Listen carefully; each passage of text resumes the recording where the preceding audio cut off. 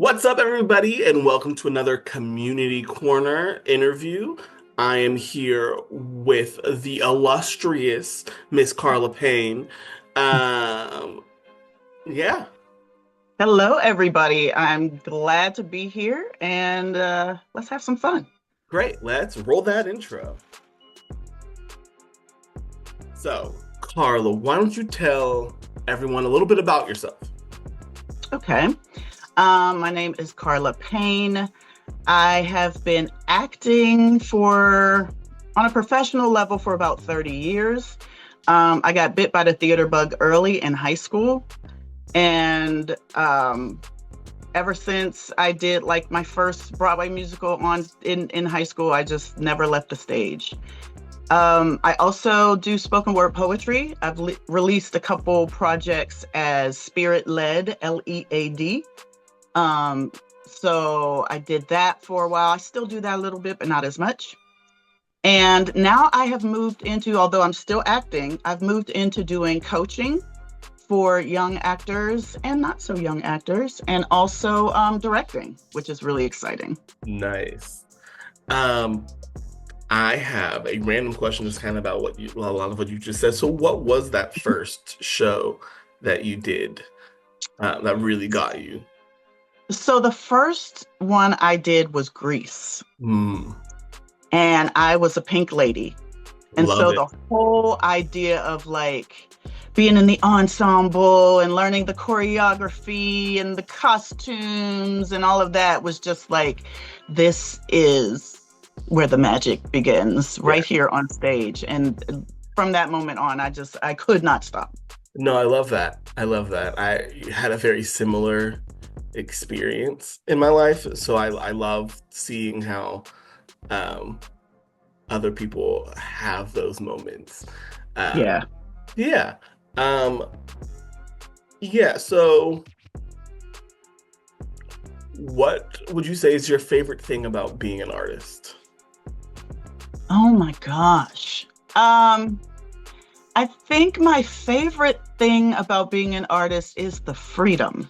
Mm, You can be number one, you could be whoever you want to be on stage. So any role that you can think of, you can be. You can be a man, you can be a child, you could be, whomever you want to be. You could be the villain, you could be the hero. I love that part of the freedom, but at the same time, the theater community is the most welcoming and open community to be able to be yourself. mm, And so many communities we're in like school or the workplace where we can't be ourselves and we wear these masks, all day. But in the theater community, you can really just be who you are. So it's the sense of freedom that I experience both on stage and off. no, I love that. Do you have any um, stories of being able to walk into somewhere and feeling really accepted? Um, I don't know if I could think of one. I can speak to the power and the magic of theater from something just recently as yesterday. Okay. Um, with the election going as it did, Mm, a lot of us felt the weight and the pain, quite honestly, of that decision. And I had rehearsal yesterday for another show that I'm working on, and I walked in and I was just like, wow, what would I do mm, if I didn't have this outlet to be able to just escape that reality just for that one moment? It was that, and then it was also the weight of knowing that this is somebody else's escape from mhm. all of that. So this is important work that we do as artists. So um, it was the kind of like the flip of that question. It was knowing that I am honored. I have the honor of being a part of someone else's space to release, and then I also can do the same. Yeah. Yeah. Yeah. That's such an amazing, like, yeah, experience. It's like none other. Like there's Right. no, I can't think of another community or Yeah. space where you can be that free and that where you could just exhale. Right. Right. It's great. What has it been like for you being an artist of color in Pittsburgh? Pittsburgh is, as we know, a systematically racist city in its heart. Though outwardly it tries not to show it, but inwardly we all feel it. So what has it been Mhm. like for you as a artist of color in Pittsburgh?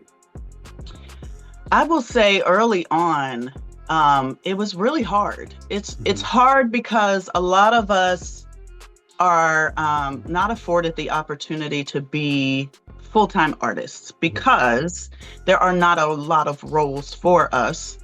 And until very recently, a lot of the professional theaters in Pittsburgh did not do colorblind casting at all.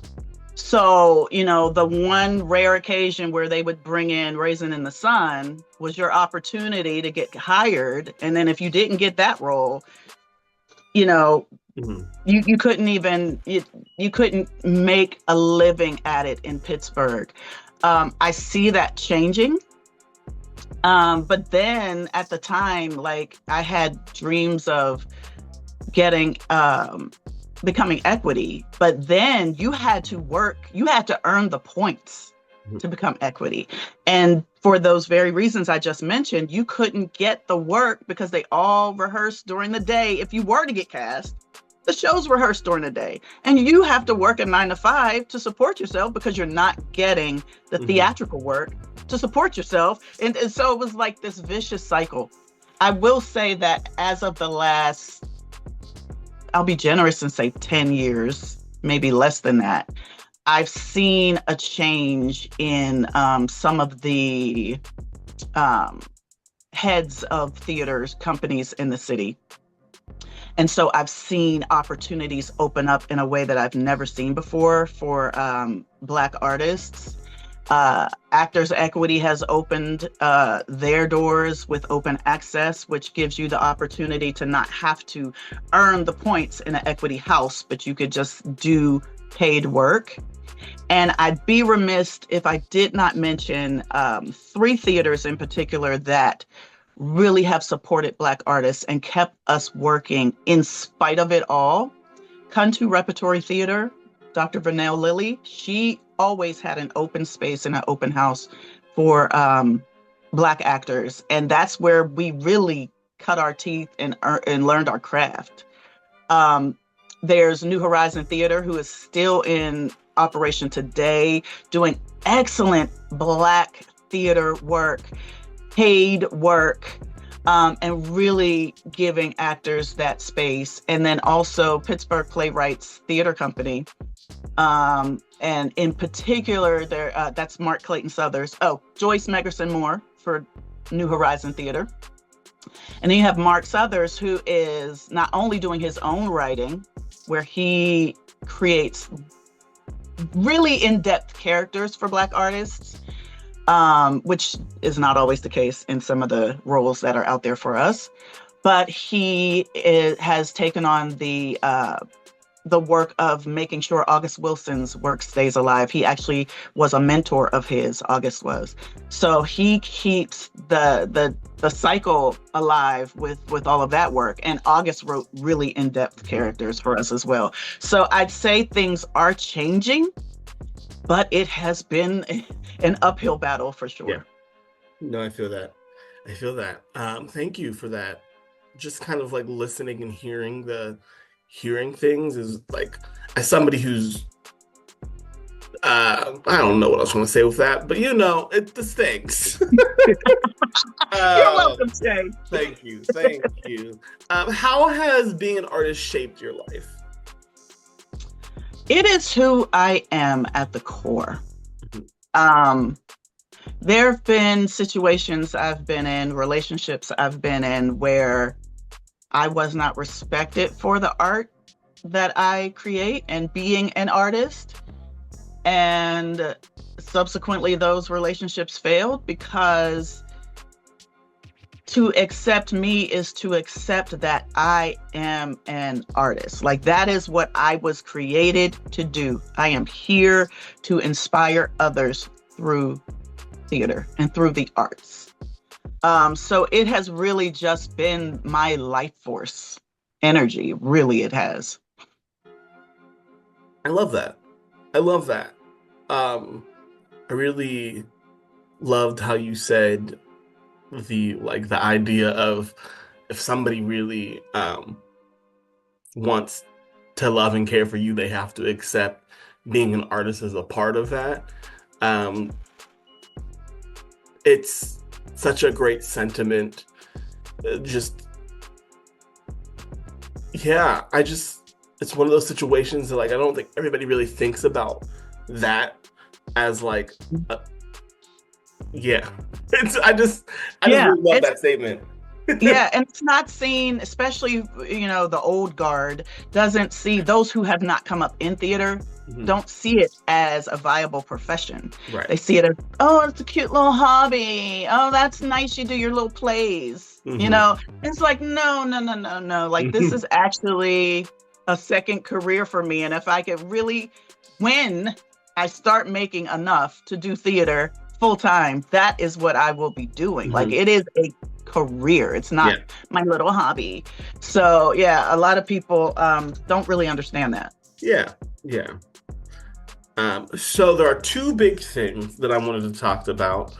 A few big things, but two of the things were your ebook, The Zen Actor's Guide, Unleashing Your Inner Confidence for Fearless Performances, and your newish LLC, InnerVizions Coaching and Wellness.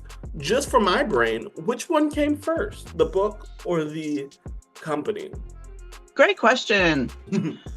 I don't even know. They kind of hatched at the same time. Okay. I'm trying to think. I'm going to say the book came first. I took a certification course for being a spiritual life coach. Oh, love that. And so part of that was determining what we wanted our specialty to be. And I wanted, because I'm an actor, I wanted to find a way to use life coaching to help actors. So I kind of did like a really, really amateur poll by going to my Facebook friends and my Instagram friends and asking them, what is your pain point? What is it that you struggle with the most as a performer? And I said, any performer, like, even if you speak at your job, like, what is it that you struggle with? And one of the things they said that they struggled most with was stage fright.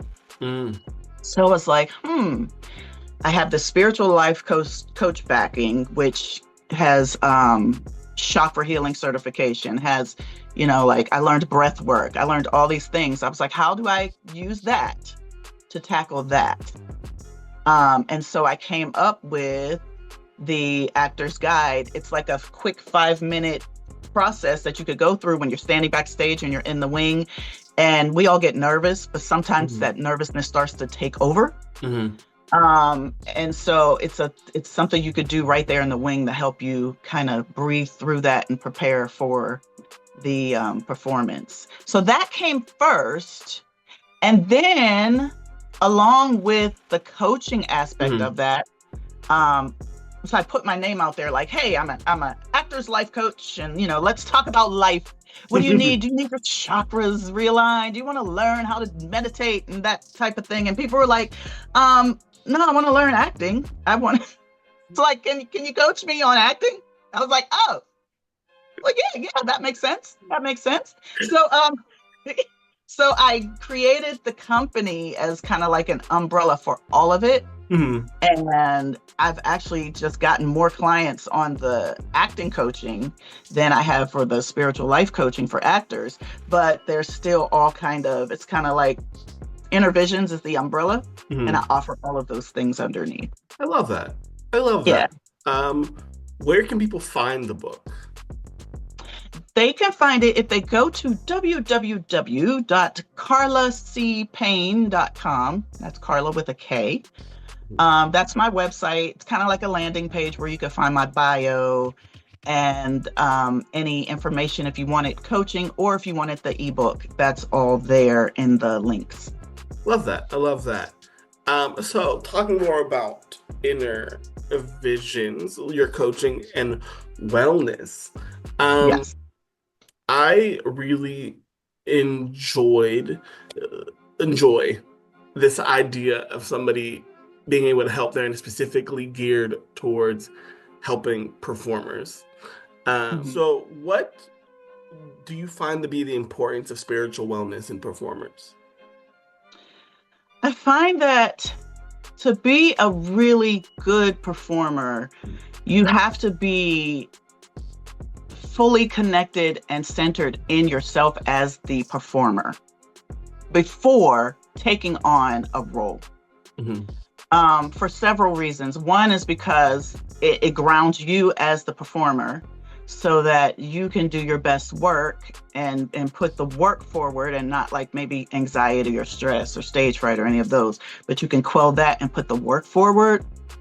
And also because when you take on another character, you oftentimes have to tap into areas that could be sensitive or delicate for you, the performer. So you want to make sure that you're grounded, that you're like centered as the performer, so you can take that on and not injure yourself. And then it also gives you the techniques for how to let that character go when it's time and recenter. Yeah, no, I really love that. I actually yesterday was watching, so there's this, guys, I am a board game tabletop RPG nerd person, but there is a game called Alice is Missing, and it's a tabletop RPG where you play a bunch of teenagers whose friend Alice is missing, and you take on the role of these characters, but the whole thing is played via text. Oh, wow. So you're texting each other the entire time, and more things are coming in, but it's still all improvised. So like things come up, secrets are revealed, all of those things. And I was watching them play yesterday, and I could see these performers who, like, some of them had played the game, some of them had not, really getting in, and they have this whole debrief situation of being able to kind of like, okay, that was a lot. Wow. Take a step out and like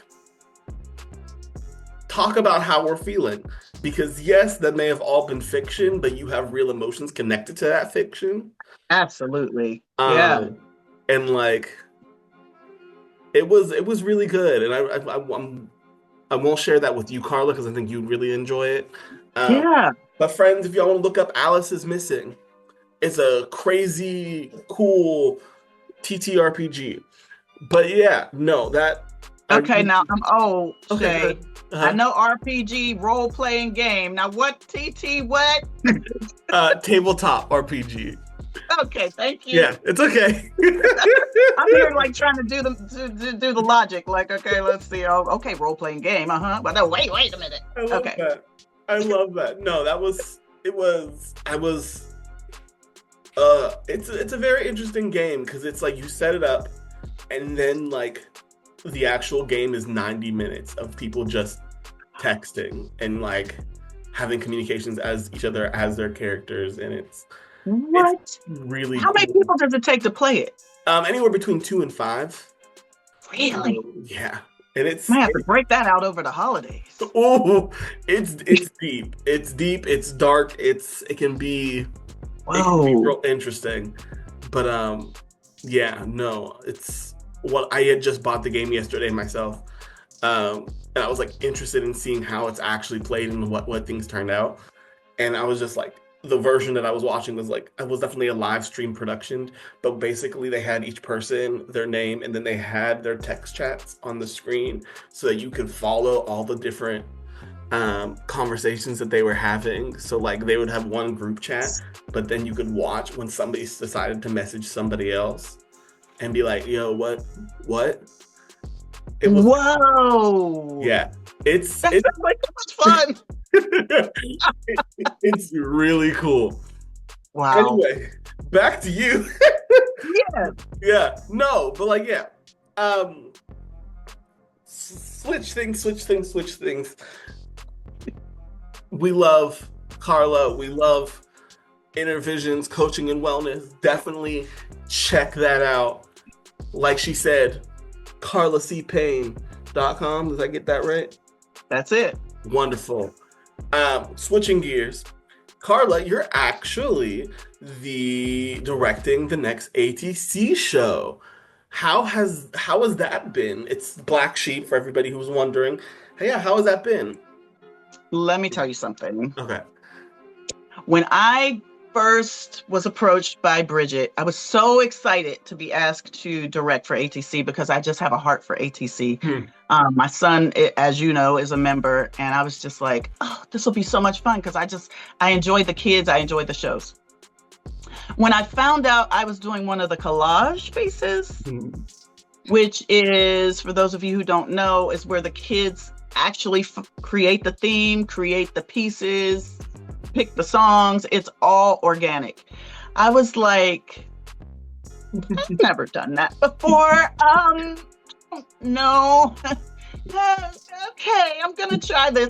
But I did it afraid, basically, because it was like, I'm so used to being in control of the process and knowing, okay, here's the script. I've read through it 10, 12 times. I know I want to do this and that. I'm going to do this. And if something comes up that throws me off, I can come up quick with a plan B.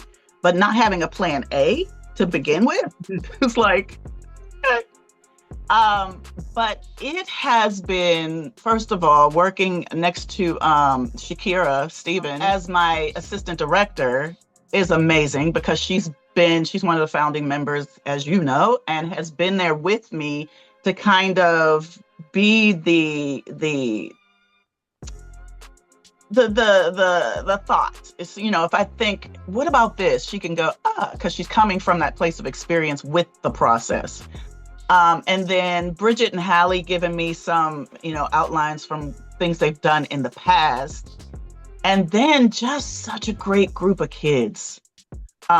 Very bright, very eager, very talented with the writing. All of it has just been so, it's work, but it's fun work. It's been enjoyable. I haven't had that day yet, and I'm not saying it's not coming, but I haven't had that day yet where it was like, okay, all right, we gotta get it done. We gotta do it. It's been like, okay, we got a lot on our plate today, but let's do it. Let's go. And it's just been so much fun. I love that. What has been your favorite part of the experience so far?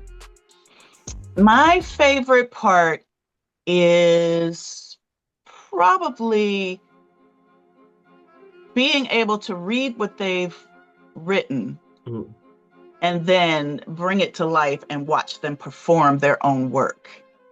It's kind of like where that theater magic begins, where you take it from the page to the stage and just watching them kind of just breathe life into it. And then not only that, but saying, you know what, Miss Karla, I don't think my character would say that because, XYZ. I feel like they would be more like in this emotion.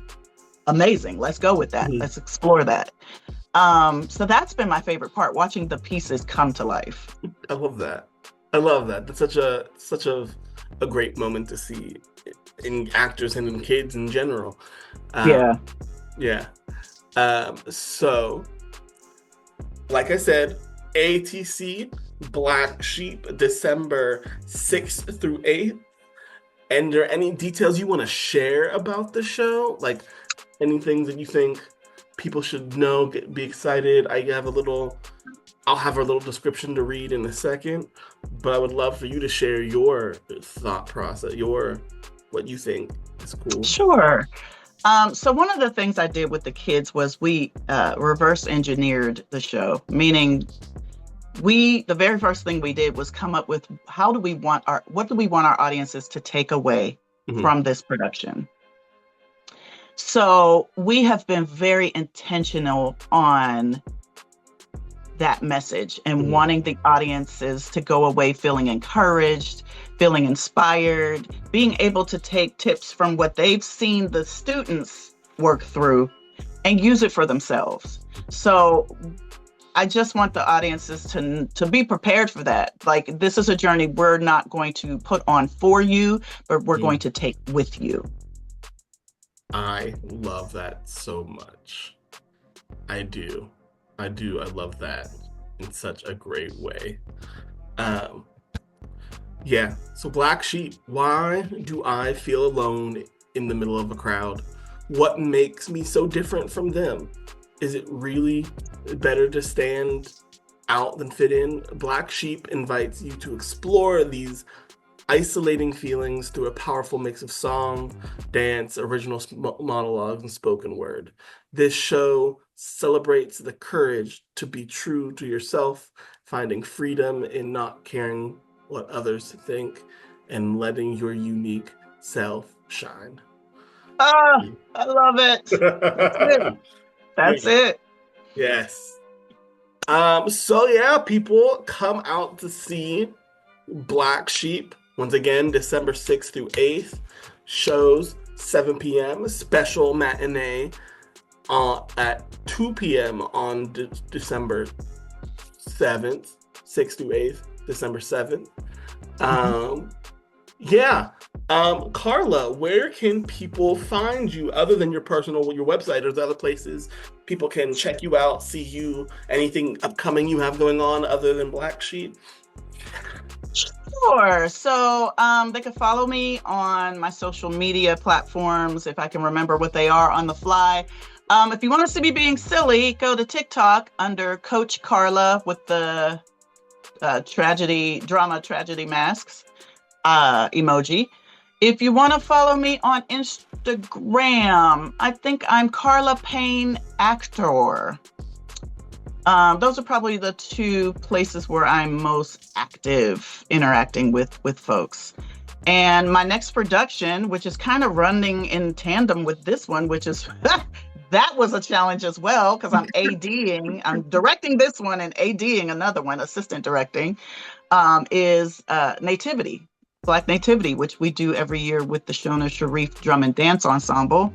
And that opens December 13th. So the week after we close, come on out and see Nativity. Yeah. Well, thank you so much, Karla. It's been really great talking with you. It's really great having everybody being able to learn more about you and what you do. Do you have any final words for our lovely audiences before we head out? Just thank you. Thank you in advance for supporting ATC and for coming out to see Black Sheep. You will love it. So I hope to see you all there. Yep. And we will see you guys. Bye.